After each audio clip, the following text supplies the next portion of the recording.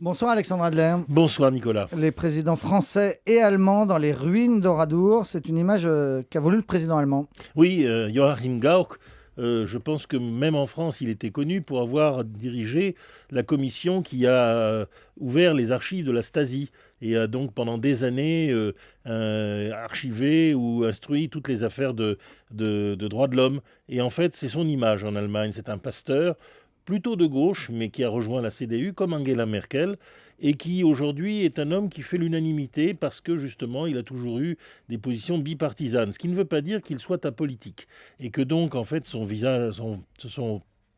visite en France soit tout à fait indépendante de la conjoncture des relations franco-allemandes, ne sont pas au beau fixe en ce moment.